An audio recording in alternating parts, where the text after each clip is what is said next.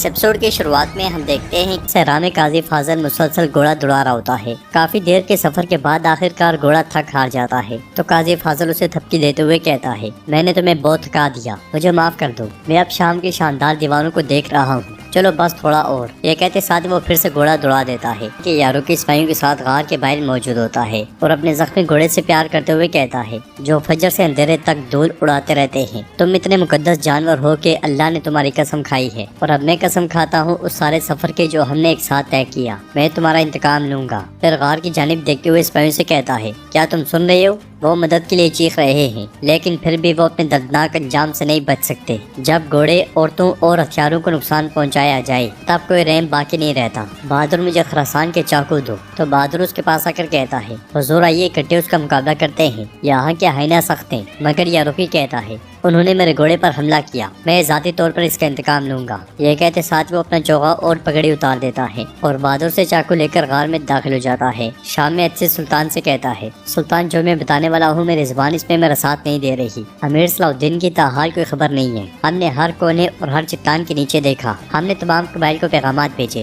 ہم نے ان کے پیچھے بہترین جاسوس بھیجے، لیکن کوئی نشان نہیں، کوئی خبر نہیں۔ یہ سن کر سلطان پریشان ہوتے ہوئے کہتے ہیں، یار اب یہ کیسی قسمت ہے، میرے اندر اس کا دل دھڑک رہا ہے، وہ ابھی تک زندہ ہے، وہ سانس لے رہا ہے، میں جانتا ہوں۔ تو شیر کو کہتے ہیں، میرے سلطان آپ کا یہ خادم آپ سے متفق ہے، میرے دل میں کسی اداسی نے جنم نہیں لیا، میں جانتا ہوں کہ وہ زندہ ہے اور دعا ہے کہ وہ زندہ رہے اور صحیح سلامت رہے۔ سلطان ایکسس سے کہتے ہیں، تلاش جاری رکھو ایکسس۔ پھر شیر کو سلطان سے کہتے ہیں، امیر جو آپ کے وفادار ہیں اور درگام کے خلاف ہیں، ان کی مدد سے شہوار کی حمایت کرنے والے لوگوں پر ظلم کو روک دیا گیا ہے، لیکن درگام میں کوئی رحم نہیں ہے۔ بدقسمتی سے موجودہ خبروں کے مطابق وہ لوگ جو خصوصاً اہل سنت کے تابع ہیں، ان کا وجود خطرے میں ہے سلطان۔ اسی دوران امیر اصفہانی سلطان کو آ کر خط دیتے ہیں اور کہتے ہیں، یہ بادشاہ مارلیک کی طرف سے ہے، وہ تخت کی تاج پوشی کے لیے آپ کو کچھ میں دعوت دے رہا ہے۔ خط پڑھنے کے بعد سلطان کہتے ہیں، وہ چاہتا ہے کہ میں اس کا مشاہدہ کروں دوسروں کو یہ بتانے کے لیے کہ یہ مجھے منظور ہے۔ ادھر ہم دیکھتے ہیں کہ یاروکی ایک سر لے کر غار سے باہر آتا ہے اور چلاتے ہوئے سپاہیوں سے کہتا ہے، غور سے دیکھو،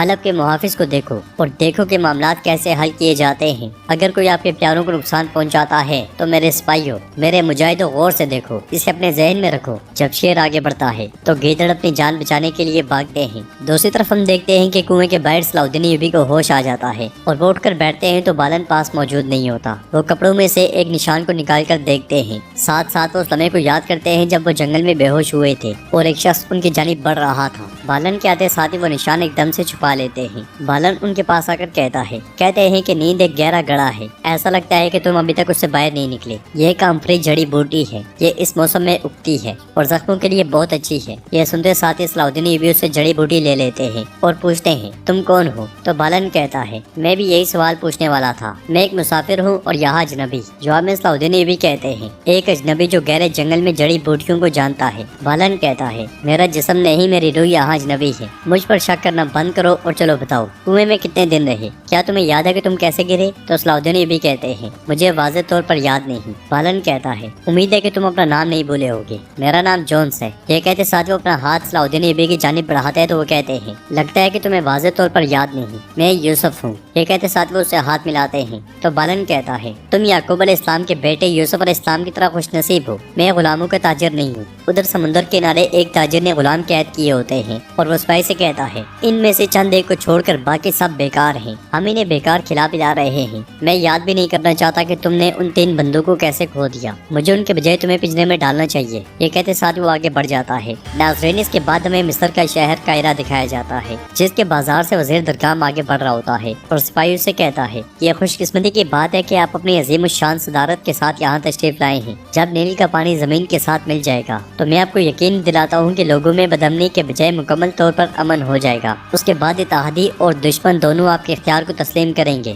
درگام کہتا ہے، مصر میں حکمرانی ہمیشہ ایک جیسی رہتی ہے، دریائے نیل کو اپنے پیچھے چھوڑنے والا کبھی نہیں آتا۔ میں چاہتا ہوں کہ ہر چیز بغیر کسی پریشانی کے ترتیب دی جائے۔ تو سپاہی کہتا ہے، افندی، ہمارا صرف ایک مسئلہ ہے، قاضی فاضل ابھی تک آس پاس نہیں ہے، جیسا کہ وہ سالوں تک دیوان کی قیادت کرتا رہا۔ باقی 3 لوگ جنہیں ہم نے اس کے عہدے پر تفویض کیا وہ معاملات حل نہیں کر سکے، لیکن آپ کو اسے परेशान नहीं होना चाहिए। आपके हुक्म के मुताबिक लड़ाई के लिए अजीम चौक तैयार कर दिया गया है। मिस्र के चारों तरफ से मशहूर जंगजू आपकी तफरीह के लिए आ रहे हैं। साथ ही वो उस मुकाम पे पहुँचते हैं जहाँ पे लड़ाई का मुकाम तैयार होता है। आसपास तमाशाई जमा होते हैं। दरगाम आगे बढ़कर मैदान में दाखिल होता है और तलवार निकालते हुए वहाँ मौजूद जंगजू से कहता है, मुझसे लड़ो। तो जंगजू कहता है, मैं आपके खिलाफ तलवार कैसे चला सकता हूँ वजीर। मगर दरगाम कहता है, ये लड़ाई का असूल है, अगर मैदान में कोई आपको ललकारे आपको पीछे नहीं हटना चाहिए, चाहे वो कोई भी हो। ये सुनते साथ ही सिपाही उस पे हमला कर देता है, मगर दरगाम बड़े आराम से उसके हमलों को पसपा करते हुए उसे जमीन पे पटक देता है। वो भी एक बार नहीं बल्कि कई बार। फिर तलवार उस पर रखते हुए कहता है, ये लोग हमें जलील करते हैं, जरखेजी के त्यौहार अब से मेरे नाम के साथ याद किए जाएंगे। मैं ज्यादा मजबूत और हुनरमंद जंगजू चाहता हूँ। ये कहते साथ ही वो तलवार उस सिपाही के पास गाड़ देता है।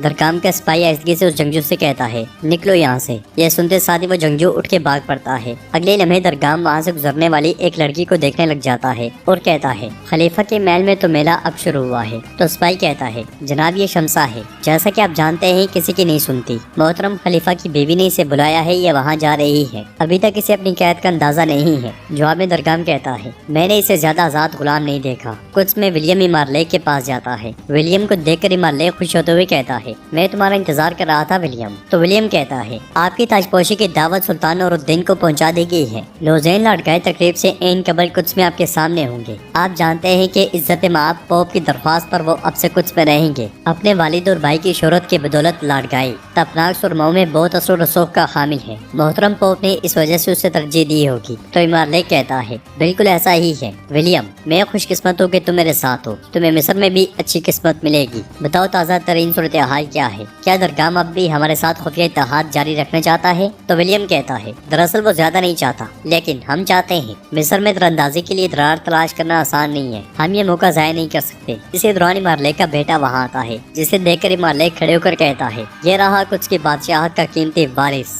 प्रिंस बाल्डोन। खुसूसी तालीम के लिए अब से तुम्हें उस्ताद विलियम तरबियत देंगे। अक्लमंद बादशाह बनने के लिए तुम्हें इन्हें गौर से सुनना होगा। ये कहते साथ ही वो उससे प्यार करता है। दूसरी तरफ कुएं के बाहर सलाउद्दीन यूबी जैसे ही खड़े होते हैं तो लड़खड़ा जाते हैं। ये देखकर बालन उन्हें सहारा देता है और कहता है, तुम अभी भी रवाना होने के लिए तैयार नहीं हो? तो सलाउद्दीन यूबी कहते हैं, मैं मजबूर हूँ, मुझे फौरन शाम जाना है। बालन पूछता है, क्या तुम वहाँ रहते हो? सलाउद्दीन यूबी के हाँ में सर हिलाने पर वो कहता है, ऐसी हालत में तुम कहीं नहीं जा सकते। तुम मेरा रास्ता लंबा कर दोगे, लेकिन अगर तुम चाहो तो मैं तुम्हें अपने घोड़े पे उस रास्ते के इख्तिताम तक ले जा सकता हूँ। सलाउद्दीन भी उसका हुलिया देखते हुए कहते हैं, तुम खुद क्यों मफरूर हालत में हो? तो बालन कहता है, ये बात कहाँ से आ टपकी? सलाउद्दीन भी कहते हैं, शायद ये तुम्हारे नाम की वजह से है। मैं कुरान में मज़कूर यूनुस पैगंबर के किस्से को जानता हूँ। जब उनको दिया हुआ फरीजा ज्यादा भारी हो गया तो वो भाग गए। अब बताओ तुम क्यों भाग रहे हो? तो बालन कहता है, मैं नहीं जानता, शायद किसी मछली को ये जानने के लिए मुझे निकलना पड़े। ये कहते साथ ही वो उन्हें सहारा देते हुए आगे बढ़ जाता है।